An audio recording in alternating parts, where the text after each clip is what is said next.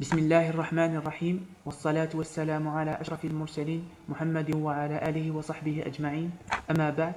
Dans cette vidéo, on va vous montrer comment faire une régulation par le logiciel StepSet. On prend l'exemple de réglage de la pression par la commande de mode de glissement. Pour faire ce réglage, il faut qu'on dispose d'un automate programmable qui possède au moins une entrée et une sortie analogique. La sortie analogique va être utilisée pour appliquer la commande aux actionnaires. L'entrée analogique permet de lire la sortie du capteur. Dans notre cas, on dispose d'un capteur de pression linéaire du gain égal à 0,01. Donc, il reçoit une valeur entre 0 et 1000 millibars. Il fournit une valeur entre 0 et 10 volts. Donc, la tension de la sortie du capteur va être l'image de la pression réelle. Le module analogique de l'automate programmable possède un convertisseur analogique numérique qui permet au processeur de lire la valeur du capteur sous forme numérique. Donc, il va coder la sortie du capteur sur 16 bits. Cette valeur numérique va être lue à travers une variable périphérique sur l'adresse PEW132 sous forme un entier. Donc, cette variable va varier entre 0 et 27648. Donc, elle fait correspondre 0 à 0 volts et 27648 à 10 volts.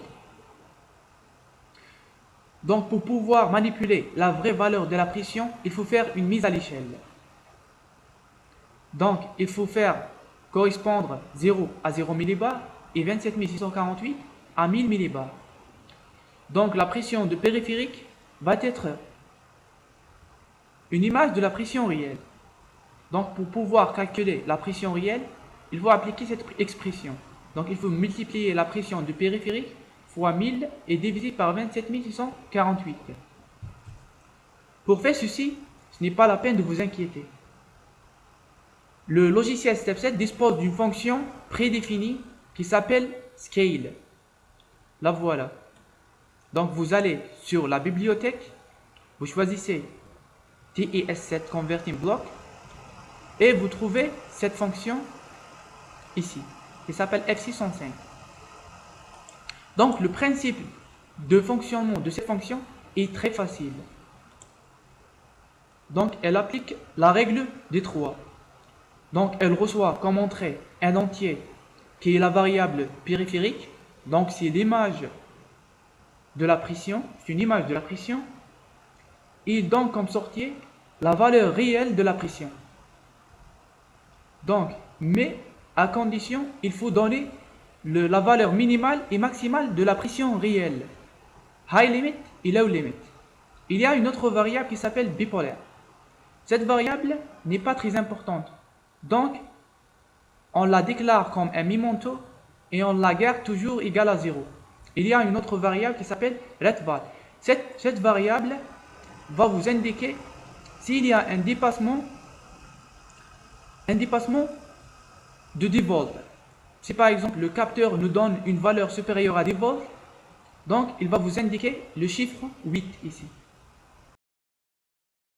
Après la lecture de la pression, maintenant on va faire la régulation. Pour faire cette régulation, on a créé un bloc fonctionnel en utilisant un fichier source. Le voilà. Donc, ce bloc fonctionnel appelé FB15, il reçoit comme des entrées la vraie valeur de la pression, la référence qu'on veut qu'il suive et le paramètre de la commande de mode de glissement. Il fournit comme sortie la commande et l'erreur. Dans le programme, on a calculé l'erreur et puis la commande à appliquer aux actionnaires. Donc, le bloc fonctionnel va être appelé dans le OB1, le bloc d'organisation 1. Donc, comme vous voyez ici, vous allez ici, vous trouvez tous les blocs fonctionnels qu'on a créés. Comme par exemple le FB15.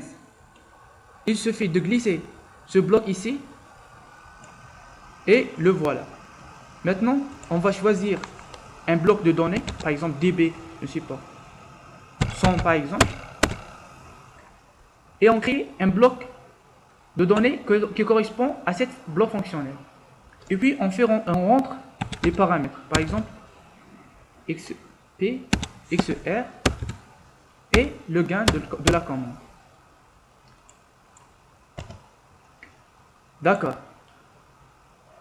Vous voyez ici la variable enable qui est de type booléen. Cette variable permet soit d'activer, soit de désactiver le bloc fonctionnel. Donc, si enable égale à 1, donc le bloc fonctionnel fonctionne normalement. Si il est égal à 0, alors rien ne va se passer. Vous voyez, le principe de fonctionnement de la fonction enScale est le même que la fonction scale. Elle utilise la règle des 3.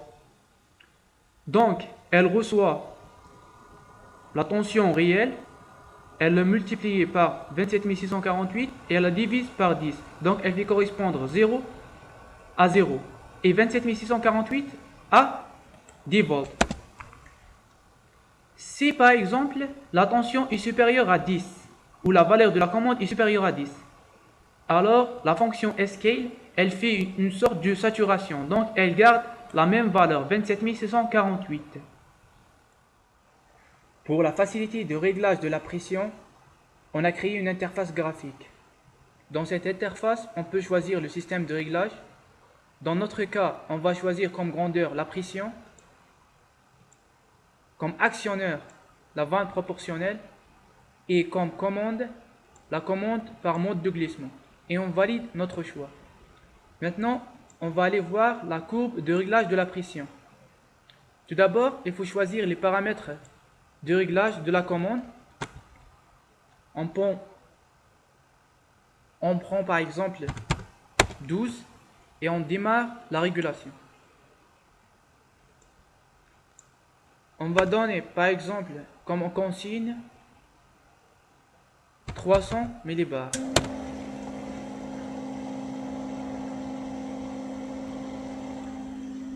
Comme vous voyez ici, la mesure augmente de petit en petit et l'erreur maintenant est nulle, est presque nulle.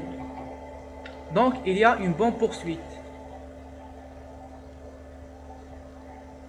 Merci.